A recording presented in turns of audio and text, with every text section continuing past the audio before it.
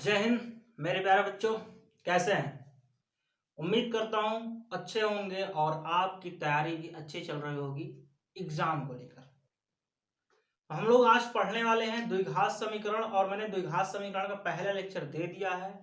आज के लेक्चर में हम लोग पढ़ने वाले हैं पूर्ण वर्ग बनाकर द्विघात समीकरण को हल करना और मूलों को ज्ञात करना, ये हम लोग सीखेंगे।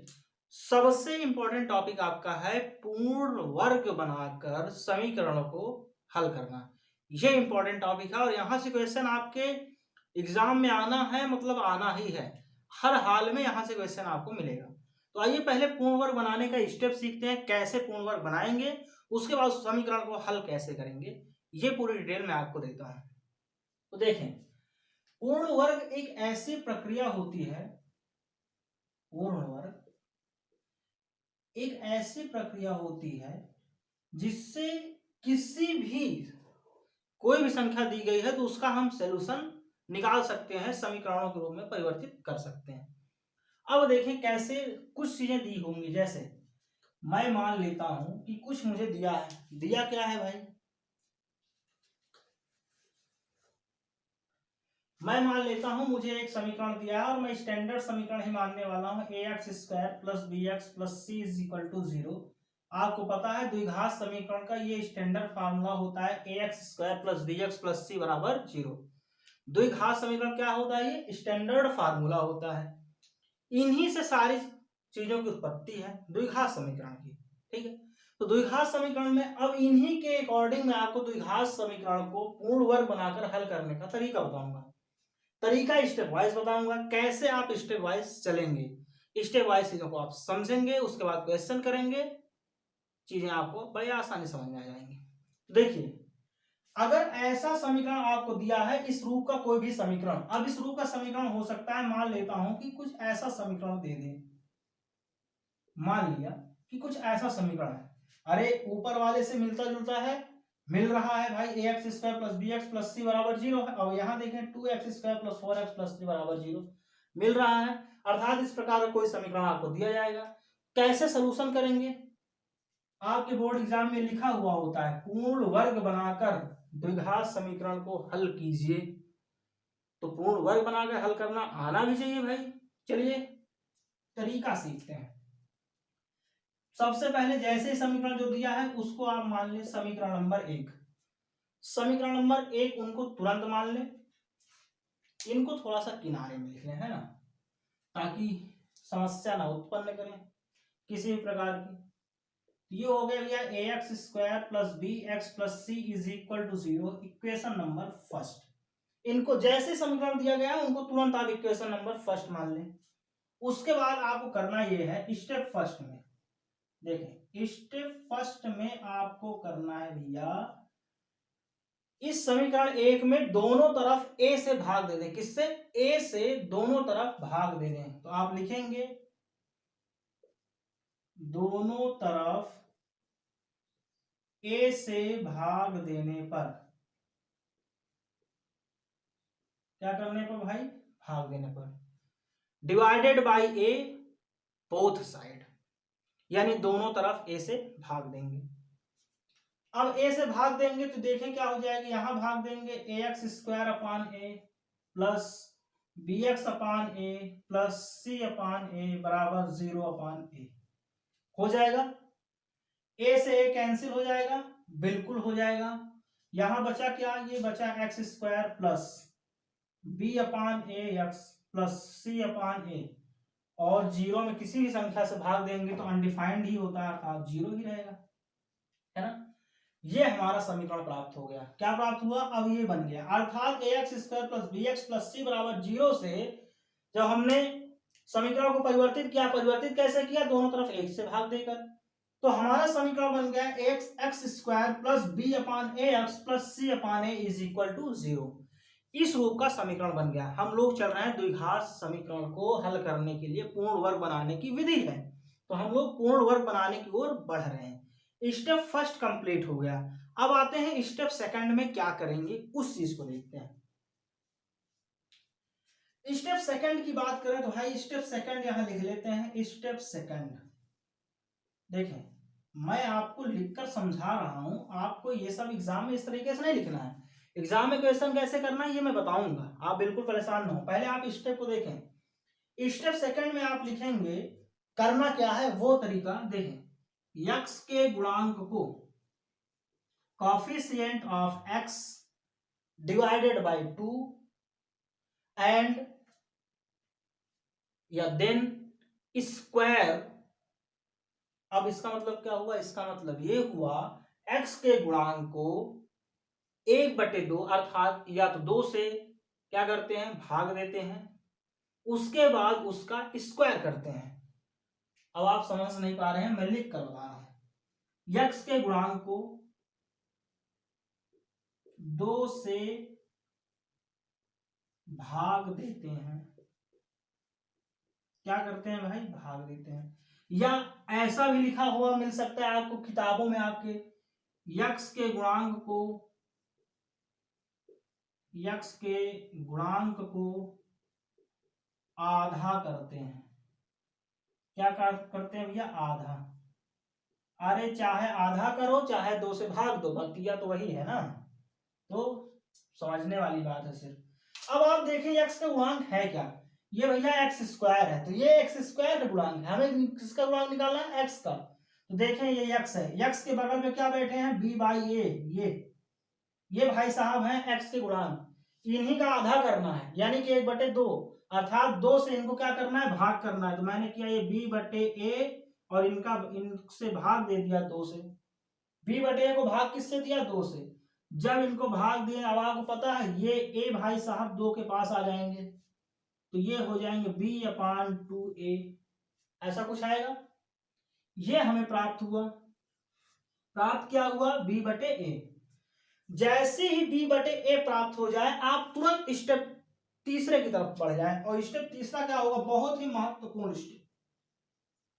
स्टेप तीसरा आपका हो जाएगा, ये जो आया है ना x का गुणांक का आधा करने के बाद जो हमें मिला b/2a, इनका हम करते हैं स्क्वायर। क्या करते हैं स्क्वायर करते हैं। अब आप बोलेंगे क्या x के गुणांक को आधा करने के बाद जो प्राप्त हुआ है, और प्राप्त क्या हुआ है भैया, जो प्राप्त हुआ है b/2a, उसका स्क्वायर करते हैं। उसका क्या करते हैं स्क्वायर करते हैं अर्थात वर्ग करते हैं।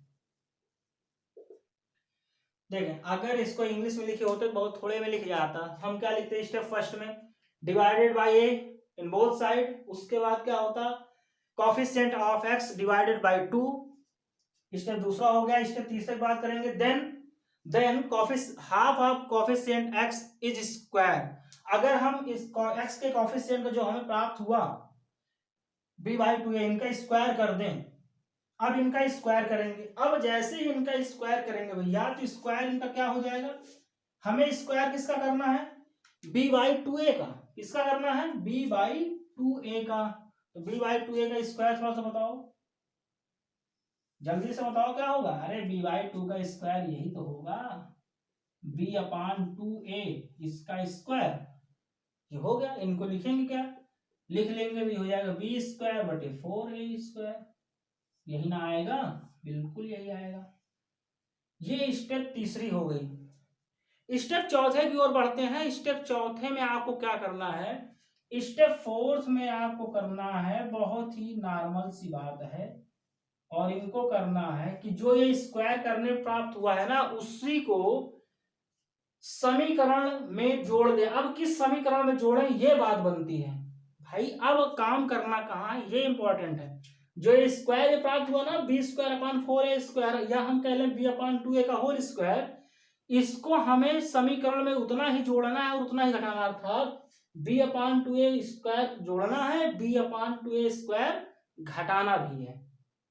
अब ये प्रक्रिया किस समीकरण में करना है, अर्थात ये तरीका किस समीकरण में करना है, तो वो तरीका करना है आपको समीकरण नंबर 2 में। और समीकरण नंबर 2 हमारा क्या होगा, X square plus B upon A X plus C upon A is equal to 0। इसको हम समीकरण 2 मानेंगे।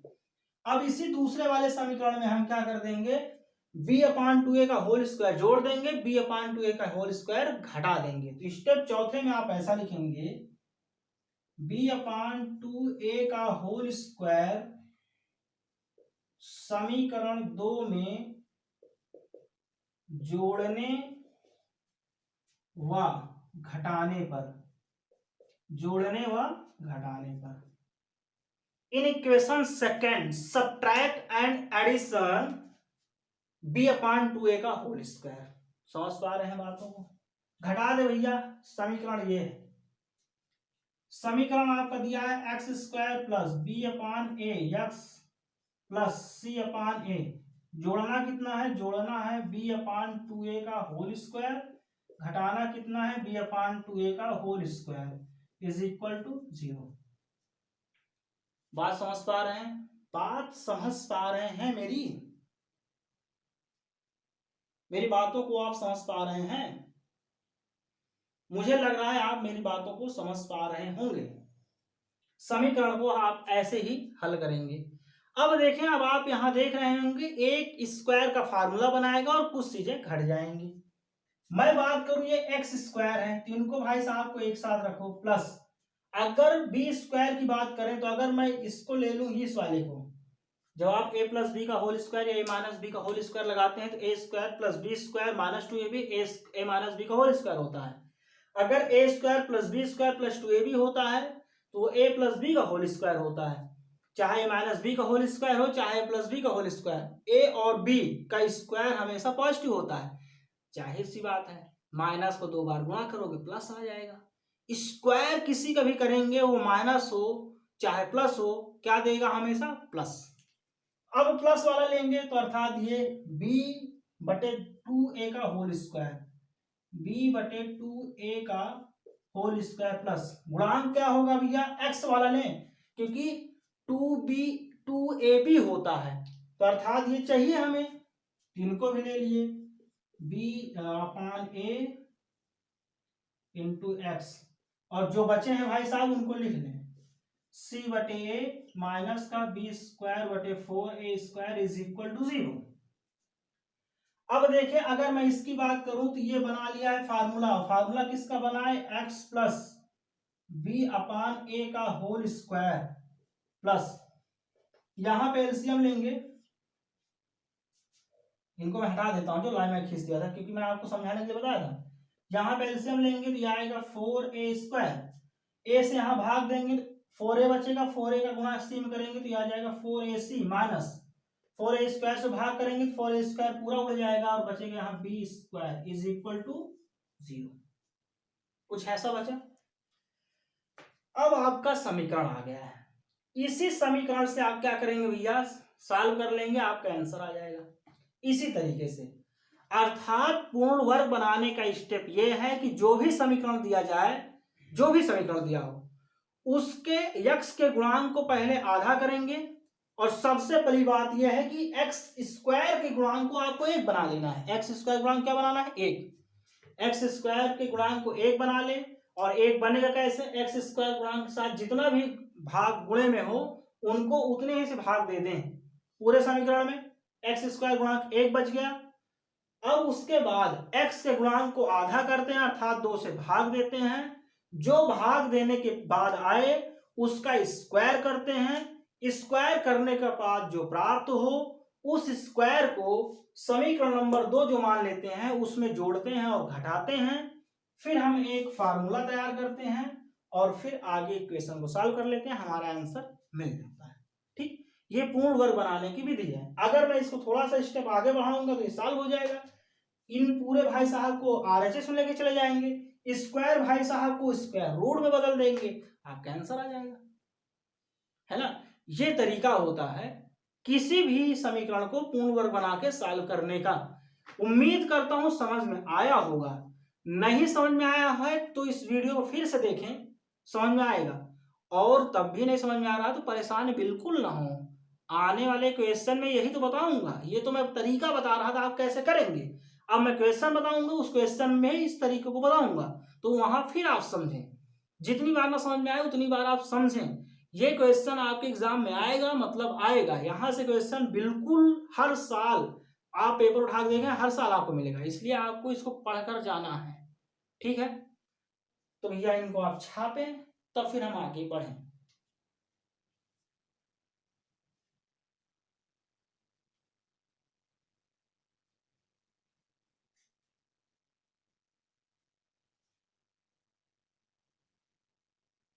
उम्मीद करते हैं छप गया होगा। छप गया है तो इनको हटा देते हैं भाई, इनकी कहानी समाप्त करते हैं, इन्हीं पे बेस्ड क्वेश्चन कर लेते हैं, उनको समझने का प्रयास करते हैं, देखते हैं आखिर ये कौन से हैं, किस दुनिया के हैं, जो थोड़ा सा अजीब से दिख रहे हैं। मैं समझ रहा हूँ आपको ये थोड़ा सा अजीब से लग रहा होगा, क्योंकि अगर आप रियल में अगर आपको पढ़ाया गया होगा तो ऐसा तरीका बताया जरूर गया होगा, इस तरीके से जिस तरीके से मैं बता रहा हूँ। और अगर केवल ऐसे ही पढ़ा दिया गया होगा तो नहीं बताया गया होगा, बस आपको डायरेक्ट बता दिया गया ऐसे ऐसे आप कर लें, कहानी समाप्त। तो थोड़ा सा नया लग सकता है, तो बिल्कुल घबराए नहीं, नया जरूर है लेकिन ये आपको लाइफ टाइम काम देगा। हाई स्कूल में ही नहीं, ये लाइफ टाइम काम देगा, इंटरमीडिएट पहुंचेंगे तब भी आपका यही फार्मूला। इसी तरीके से कंपटीशन का कोई भी एग्जाम देंगे, एसएससी, रेलवे, एनडीए, एयरफोर्स, कुछ भी सेम पैटर्न है बालक। इसलिए आप पढ़ें, स्टैंडर्ड अपना बनाकर पढ़ें। बोर्ड एग्जाम में पास होने के लिए नहीं पढ़ना है, हमें पढ़ना है खुद के लिए, शिक्षित होने के लिए पढ़ना है। वेल एजुकेशन होनी चाहिए। पास होने के लिए कोई भी पढ़ सकता है, महीने भर आप पढ़ेंगे आप पास तो हो ही जाएंगे। तो हमें नॉलेज हो, नॉलेज के लिए हमें पढ़ना है। समझ पा रहे हैं? आइए फिर क्वेश्चन की तरफ चलते हैं। आपकी स्क्रीन पर खूबसूरत क्वेश्चन, वही बात है, घूम रहा है। दिया हुआ है, यदि निम्नलिखित द्विघात समीकरणों के मूलों का अस्तित्व है तो इन्हें पूर्ण वर्ग बनाने की विधि द्वारा ज्ञात कीजिए। अर्थात हमें क्या ज्ञात करना है? मूल। समीकरण हमें दिया गया है, समीकरण क्या है मैं उसको लिख लेता हूं। समीकरण आपका है 2x² माइनस का 7x प्लस का 3 इज इक्वल टू 0। ये भैया आपको दिया है समीकरण। इस समीकरण को पूर्ण वर्ग विधि से सॉल्व करना है और इनके मूल निकालने हैं। तो आइए सॉल्व करते हैं, अभी अभी हमने पढ़ा है। तो इन भाई साहब को हम समीकरण 1 मान लें, कोई दिक्कत? आप बोलेंगे बिल्कुल नहीं दिक्कत होगी, अभी अभी बताए हैं।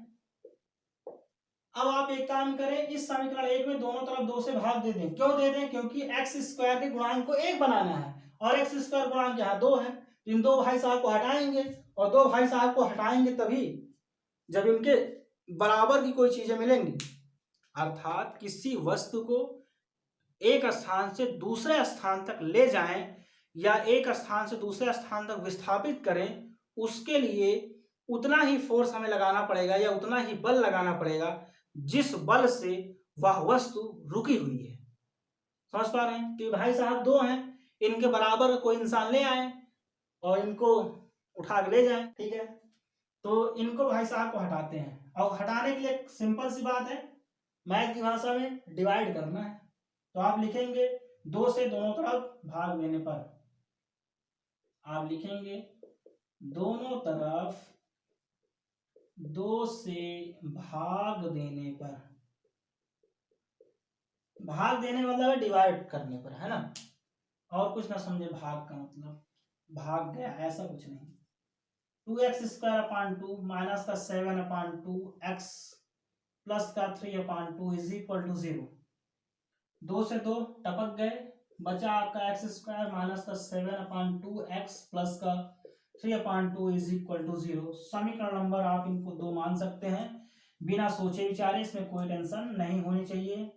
बताएं कोई समस्या नहीं होनी चाहिए, नहीं होगी, और होगी तो बिल्कुल कमेंट बॉक्स में कमेंट करें, आपको बताया जाएगा भाई।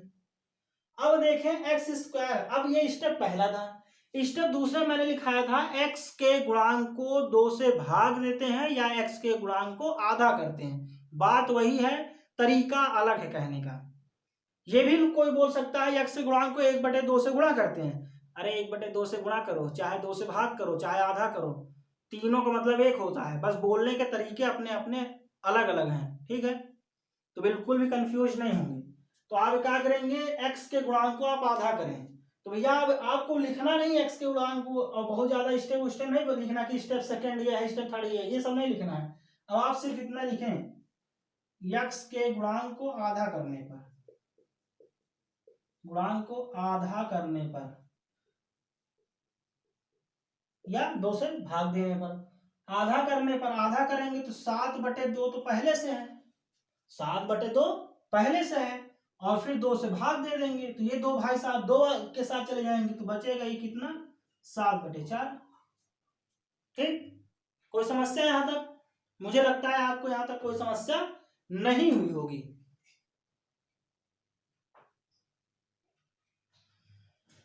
चलिए, ये 7/4 हो गए। अब आपको पता है जैसे ही 7/4 हुआ, इनको क्या करना है आपको, इनका अब आप स्क्वायर करें, और स्क्वायर करने के बाद समीकरण 2 में उतना ही जोड़ दें, उतना ही घटा दें। तो अब आप लिखेंगे 7/4 का वर्ग करने पर, जैसे 7/4 का वर्ग करेंगे तो ये भाई साहब आ जाएंगे 7/4, इनका होल स्क्वायर हो जाएगा। अब इसी 7/4 का होल स्क्वायर समीकरण 2 में जोड़ेंगे, समीकरण 2 में घटाएंगे। तो अब आप लिखेंगे समीकरण 2 में 7/4 का होल स्क्वायर जोड़ने पर व घटाने पर। भाई जोड़ेंगे व घटाएंगे। कोई दिक्कत समस्या हो तो बताएं, नहीं हो तो आगे बढ़ें। चलिए, समीकरण 2 कहाँ है भाई, ये है x² - 7/2x + 3/2 = 0। अब इसी में आप 7/4 का होल स्क्वायर घटाएंगे, 7/4 का होल स्क्वायर जोड़ेंगे। देखें लिखा क्या है भाई, ये है x² - 7/2x + 3/2 = 0। लेकिन इसमें हमें कुछ जोड़ना है ना, क्या जोड़ना है, 7/4 का होल स्क्वायर और 7/4 का होल स्क्वायर घटाना भी है। अब ये हो गया समीकरण 2 = 0। समझ पा रहे हैं? अर्थात 7/4 का स्क्वायर जोड़ दिए, 7/4 का स्क्वायर घटा दिए। और आप सही देखें ना, जितना जोड़े हैं उतना ही घटाए हैं, उनकी सेहत कोई फर्क नहीं पड़ा। रियल आपको बता दी ना, बात ये है कि समीकरण में उतना ही जोड़ें उतना ही घटाएं, उतना ही गुणा करें उतना ही भाग करें, या उतना ही गुणा करें उतना ही भाग करें। इसका मतलब ये होता है कि समीकरण के सेहत में फर्क ना पड़े, सेहत में फर्क ना पड़े। जैसे कैसे, मैं आपको 10 रुपए दूं, फिर कह दूं मेरा 10 रुपए दो, या ऐसा बोलूं मैं आपको 10 रुपए दूं और फिर आपको बोलूं एक काम करना 10 रुपए थोड़ा देना।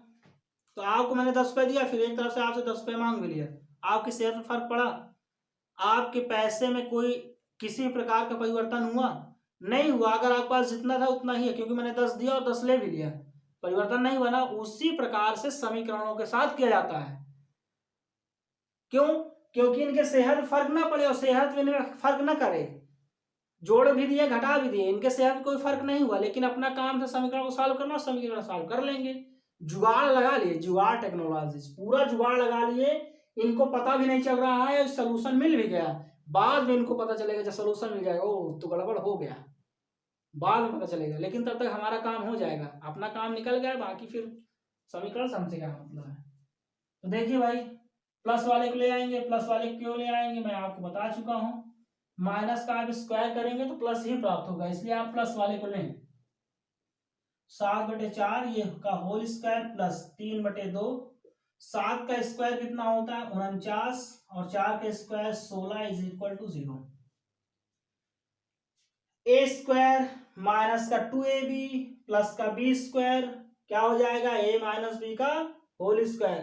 अब सोच रहे हैं आप माइनस का होल स्क्वायर क्यों लगा दिए, मैं a माइनस बी का होल स्क्वायर क्यों लगाया। आप ये सोच रहे हैं सर a प्लस बी का होल स्क्वायर भी तो हो सकता है, बिल्कुल, लेकिन ध्यान दें क्या, बीच वाला टर्म ध्यान दें, माइनस का 7/2x है, और आपको पता है a प्लस बी का होल स्क्वायर करते हैं तो 2ab वाला जो टर्म होता है ना वो प्लस में आता है। माइनस में कौन आता है, किस में माइनस में रहता है, माइनस बी का होल स्क्वायर जब लगाएंगे तो 2ab वाला टर्म निगेटिव होता है, तो 2ab वाला टर्म ही है ये जो निगेटिव है, तो इसलिए हम क्या लगाएंगे, माइनस बी का होल स्क्वायर। इन सब चीजों का आप ध्यान रखें भाई। x माइनस 7/2 7/4 इनका क्या हो गया, ये होल स्क्वायर हो गया, प्लस इनका ले ले एलसीएम आएगा 16, 2 से भाग देंगे 16 में, 2 8 16, 8 आया, 8 का गुणा 3 करेंगे 24, और ये माइनस 16 से भाग देंगे 16 में 1 आएगा, और 16 से भाग 16 में देंगे 1 आएगा, 1 का गुणा 49 में करेंगे तो 49 आ जाएगा बराबर 0।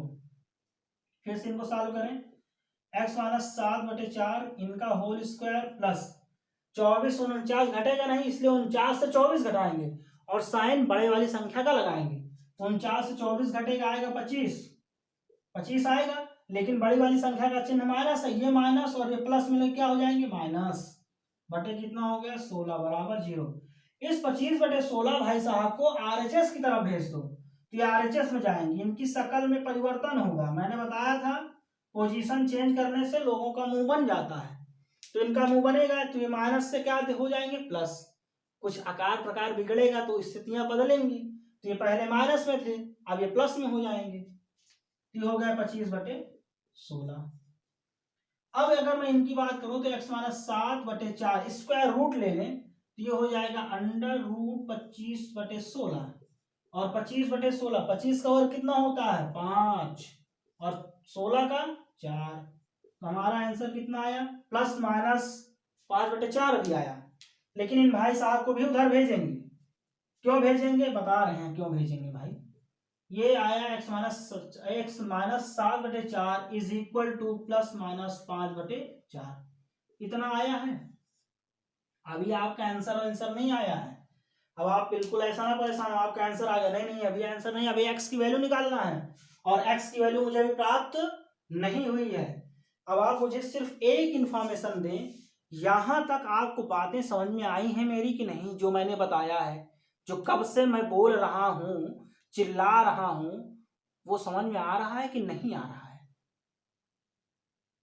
जितनी ये राम कथा आपको बताई गई, इस कथा में किसी भी प्रकार से आपको ये लग रहा है कि हाँ मुझे समझ में आया, समझ में आया हो तो बताएं भाई, आया होगा उम्मीद करते हैं। आगे की ओर बढ़ते हैं, चलिए जगह की थोड़ी सी प्रॉब्लम है तो भैया कंप्रोमाइज करें, एक छोटी सी जगह लेके मैं इसको सॉल्व कर रहा हूं। x की वैल्यू निकालना, देखें प्लस और माइनस, अब ये सवाल उठता है कि सर यहां आपने प्लस और माइनस क्यों लगाया। जब भी आप स्क्वायर रूट किसी के निकालते हैं तो आपको दो प्रकार की वैल्यू मिलती है बालकों, मेरे प्यारे बच्चों, वो मिलती है पॉजिटिव और नेगेटिव, अर्थात एक प्लस की वैल्यू एक माइनस की वैल्यू निकलती है, इसलिए मैंने यहाँ प्लस माइनस लगाया है।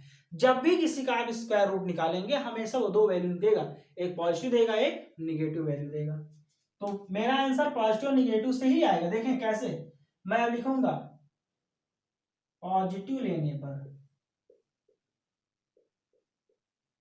क्या करने पर, पॉजिटिव लेने पर, जैसे आप पॉजिटिव लेंगे तो प्लस वाला लेंगे, माइनस वाला छोड़ देंगे, तो यह आएगा x माइनस 7/4 प्लस बराबर 5/4, प्लस वाला हमने लिया, प्लस का साइन लगाते नहीं है क्योंकि अकेले हैं, ये हो गया x बराबर 7/4, भाई साहब को आरएचएस भेजेंगे, माइनस क्या हो जाएंगे प्लस 5/4 प्लस 7/4, 4 एलसीएम आ जाएगा, 4 से भाग देंगे, देखेंगे अब सेम है सब जुड़ जाएगा, इसलिए 5 + 7 बराबर क्या है x, जुड़ के आएंगे 12/4, ये कैंसिल होंगे, कितना आया 3, एक वैल्यू x की कितनी निकल आई भैया 3, कितनी निकल आई 3 निकल आई। अब दूसरी वैल्यू कैसे निकलेगी, दूसरी वैल्यू आपको निकलेगी निगेटिव लेने पे, भैया एक वैल्यू अगर पॉजिटिव लेने पे निकली है दूसरी वैल्यू निगेटिव लेने पे निकलेगी, तो आप लिखेंगे निगेटिव लेने पर, क्या करने पर, निगेटिव लेने पर। एक बार हमने पॉजिटिव लिया, अब हम क्या लेंगे भैया निगेटिव लेंगे, है ना। देखिए अब निगेटिव अगर मैं लेता हूं तो क्या होगा भाई, ये हो जाएगा x माइनस का 7/4 बराबर माइनस का 5/4। अब आप सोच रहे हैं माइनस का 5/4 क्यों, क्योंकि हमने निगेटिव लिया है, पॉजिटिव वाले को छोड़ देंगे, 7/4 को RHS में भेज दे भाई।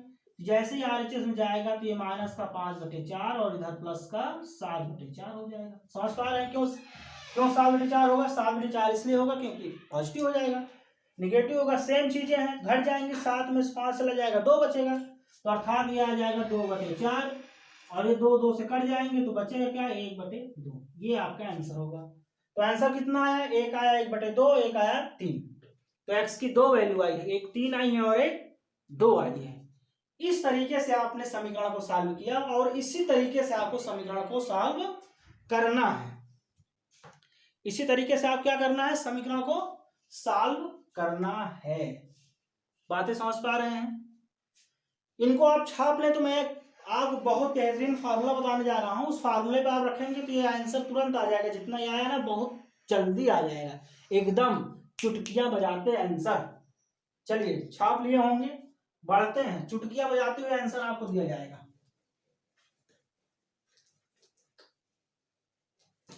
आप भी क्या समझेंगे?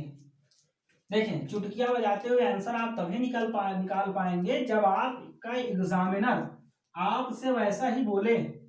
अगर आपका एग्जामिनर ने ये बोल दिया है पूर्ण वर्ग विधि से ही अगर समीकरण का हल निकालना है, तब आप ये फार्मूला अप्लाई नहीं कर पाएंगे। लेकिन अगर उसने बोला है सिर्फ मूल निकालें या इस समीकरण को हल करें, तो आप इस फार्मूले का बिल्कुल 110% यूज करेंगे और 10 सेकंड में क्वेश्चन की धज्जियां उड़ा देंगे। आइए इस क्वेश्चन फार्मूले को लिखते हैं। फार्मूला कुछ ऐसा है, कैसा? अगर आपको समीकरण कोई दिया है ax² + bx + c = 0, आप सोच रहे हैं अभी इससे परिचित हुए हैं हम? हाँ, अभी हुए हैं। तो ax² + bx + c = 0 से परिचित हुए हैं। अगर ऐसा है तो आपको समीकरण बोलेगा, क्या बोलेगा? क्वेश्चन आपको ये बोलेगा द्विघात समीकरण के हल बताओ या द्विघात समीकरण को हल करो, ऐसा लिखा हुआ मिलेगा या ये लिखा हुआ मिलेगा द्विघात समीकरण के मूल बताओ। क्या बताओ? मूल बताओ। कुछ इस प्रकार से लिखा हुआ आपको मिलेगा। चाहे द्विघात समीकरण को हल करो मिले या द्विघात समीकरण के मूल बताओ, दोनों तरीके में ये फार्मूला आपका काम आएगा और दोनों तरीकों में आप इस फार्मूले का यूज करेंगे जब ऐसी लैंग्वेज लिखा होगा तब। इंग्लिश में कैसा लिखा रहेगा? इंग्लिश में भी समझिए भाई, अगर इंग्लिश में लिखा रहेगा तो आपको ऐसा लिखा रहेगा सॉल्व द क्वाड्रेटिक इक्वेशन, और का मतलब ये भाई दूसरा वाला भी बताना है, find the roots of this quadratic equation, अर्थात इस क्वाड्रेटिक इक्वेशन क्या निकालना है? मूल निकालना है। और यहां पे अगर लिखा रहा है हल करना है, तो अगर ये दोनों तरीके लिखे हैं तब आपका फार्मूला होगा क्या? बहुत ही बेहतरीन सुंदर सा फार्मूला, x बराबर -b + √b² ऋण 4ac बटे 2a। इस फार्मूले को आप लगा देंगे, आपका मूल जो है चुटकियों में पलक झपकते आपका आंसर आ जाएगा। जैसे आप लगाएंगे फार्मूला, क्वेश्चन धाराशायी एकदम, क्वेश्चन बोलेगा बस भैया बस अब नहीं, मैं नहीं हो सकता हूं अब, क्योंकि अब सॉल्व हो गया। समझ पा रहे हैं? यह आपको करना है। अब आपको एग्जांपल में बताऊंगा कि आप सोच रहे सर ऐसे कैसे फार्मूला दिख रहा है, कैसे किसी भी क्वेश्चन धाराशायी कह सकता है? मैं कह रहा हूं ये कर सकता है, 100% कर सकता है। करेगा कैसे? आइए मैं बताता हूं। जैसे आपका क्वेश्चन था उसी क्वेश्चन को मैं लगाता हूं जो क्वेश्चन मैंने आपको बताया था।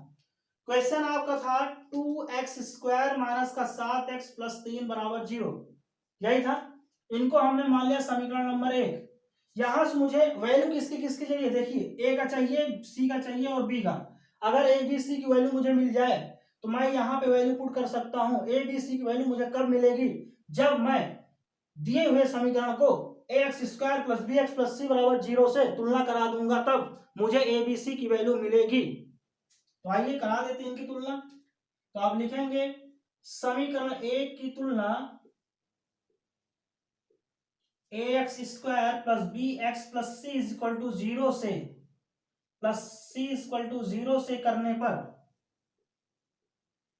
जैसे ही इनकी तुलना करेंगे आप देखें एक्स स्क्वायर का एक्स स्क्वायर से, एक्स का एक्स से और कांस्टेंट का कांस्टेंट से, ए बराबर निकल के आएगा 2, बी बराबर निकल के आएगा 7 और सी बराबर निकल के आएगा कितना भैया 3 आएगा, बिल्कुल आएगा।